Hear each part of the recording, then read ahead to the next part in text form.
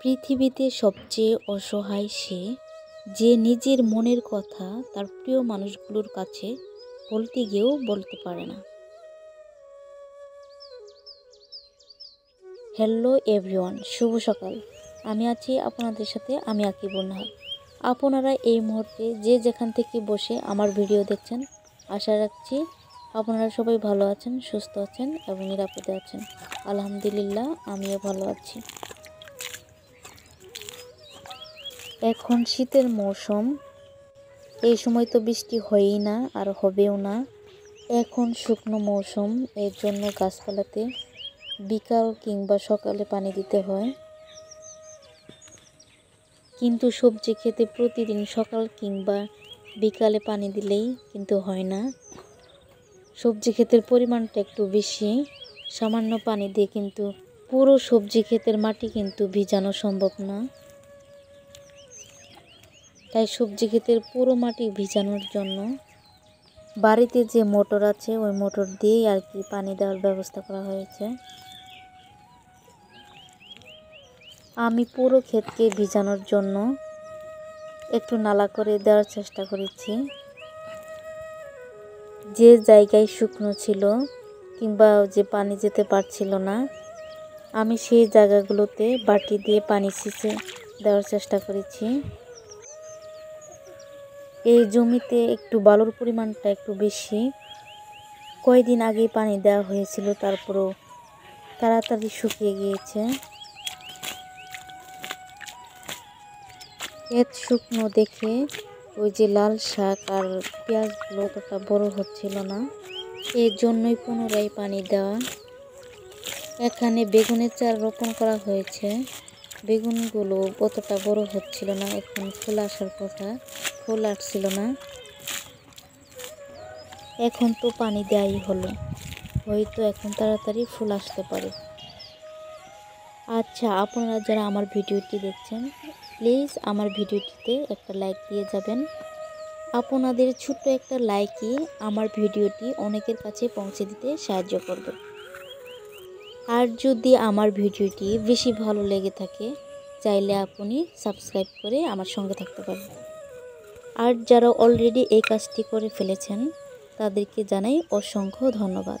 দেখতেই পাচ্ছেন যেখানে পানি দেওয়া হয় নাই সেখানে কতটা শুকনো মাটি। আর এই শুকনো মাটিতে কোনো কিছু গাছ লাগানো বা কোনো কিছু বুনে দিলে অতটা গাছ হয়ে ওঠে না। এতে সসগুলো থেকে তাড়াতাড়ি গাছ হয়ে উঠতে পারবে। এখানে একটু পানি আছে আর যেখানে ভিজা মাটি সেখানে আর কি সস বুনে দিলাম। শুধু গাছে পানি দিলে তো হবে না, গাছের তো আবার খাবার দিতে হবে। এটি ছিল পানি দেওয়ার পরের দিন। ক্ষেতের সবজিকে একটু তরতাজা করতে হলে তো একটু খাবার দিতেই হবে। এই ওষুধটি একদিকে পোকামাকড় দমন করবে, অন্যদিকে আর কি সবজির পুষ্টির যোগান দিয়ে থাকবে।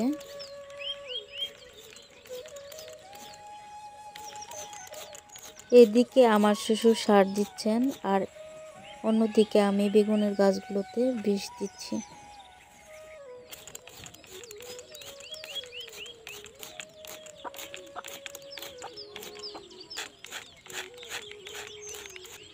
এই যে দেখতেই পারছেন গাছে পোকা ধরে গেছে। আসলে কি, সময়ের কাজ সময় না করলে ভালো ফলাফল পাওয়া যায় না। যদি যথাসময়ে যদি পানি না দেওয়া, সার বা বিষ না দিলে ফলন ভালো হবে না। এই জন্যই পানি দেওয়ার পরই সার বিষ দিয়ে দিলাম। এতে সবজি ক্ষেত অনেকটাই ভালো হয়ে যাবে, তাড়াতাড়ি আর কি ফলন পাবো আমরা।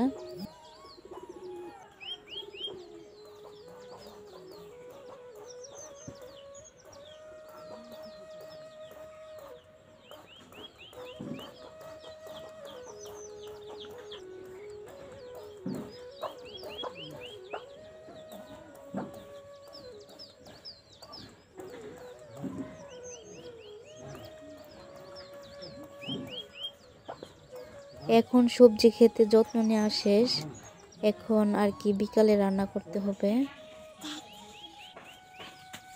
আমার ছেলে বসে আছে, পেঁপে খাবে। এখন তো শীতকাল, অতটা পেঁপে ধরে না গাছে, যা দুই একটা পাকে আর কি হামরাই খেয়ে নেই। আজ লাউ ভাজি করব আর একটু বিরিয়ানি রান্না করব। ভাজি করার জন্য লাউটা কেটে নিলাম। বিরিয়ানিটা রান্না করব ফার্মি মুরগির মাংস দিয়ে। একটু মসুর কালাই দিব আর গাছে বরবটি ছিল। গাছে অনেকগুলো বরবটি ছিল, সবগুলোই বরবটি খাওয়া শেষ করতে পারিনি। কতগুলো বরবটি আর কি বাতি হয়ে গিয়েছিল, দেখতে পাইনি। তাই ভাবলাম বরবটির বীজগুলো বিরিয়ানির মধ্যে দিব, এতে বিরিয়ানির স্বাদটা অনেকটাই বেড়ে যাবে। বিরিয়ানিটা রাফিদের জন্য করতে চেয়েছিলাম, পরে ভাবলাম একটু বেশি করি যাতে সবাই অল্প হলেও যেন খেতে পারে। একটু ঝালের পরিমাণটা কমিয়ে দিয়েছিলাম যাতে রাফিদের খেতে সমস্যা না হয়। যে কোনো সবুজ সবজির বীজ কিন্তু বাচ্চাদের জন্য খুবই উপকারী। আমি মাঝে মাঝে চেষ্টা করি বরবটির বীজ, সিমের বীজ দিয়ে বিরিয়ানি রান্না করে রাফিদকে খাওয়ানো।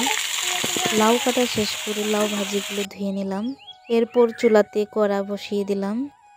প্রথমে কড়াতে তেল দিলাম, গরম তেলে পেঁয়াজ রসুন দিয়ে দিলাম, হালকা ভেজে লাউ ভাজিগুলো দিলাম। এরপর লবণ, কাঁচামরিচ, হলুদ দিয়ে দিলাম। আমার ছেলেও আমার রান্নার কাজে সহযোগিতা করছে।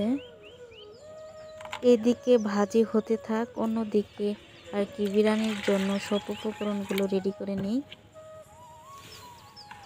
মসুর কালাই আগে একটু ভালো করে ধুয়ে নিয়েছিলাম। এরপর বরবটির বীজ আর মসুর কালাই একখানে করে নিলাম। বরবটির বীজ কিন্তু অতটা আর কি বারবার ধুতে হবে না, 2-3 বার পানি পাল্টিয়ে পরিষ্কার করলেই যথেষ্ট। এরপর মুরগির মাংস একটু কষিয়ে আলু, মসুর কালাই আর বরবটির বীজ দিয়ে দিলাম। এগুলো একটু কষান শেষ হলে চাউল দিয়ে দিব। চাউলও হালকা তেলে ভেজে এরপর পানি দিতে হবে। আপনাদের সাথে কথায় কথায় আমার বিরিয়ানি রান্না শেষে ফ্লাওয়ার পাতা দিয়ে দিব। এই ফ্লাওয়ার পাতা আলাদা একটা গ্রেন দিবে। আজ এখান থেকেই বিদায় নেব। আপনারা সবাই ভালো থাকবেন, সুস্থ থাকবেন। আল্লাহ হাফেজ।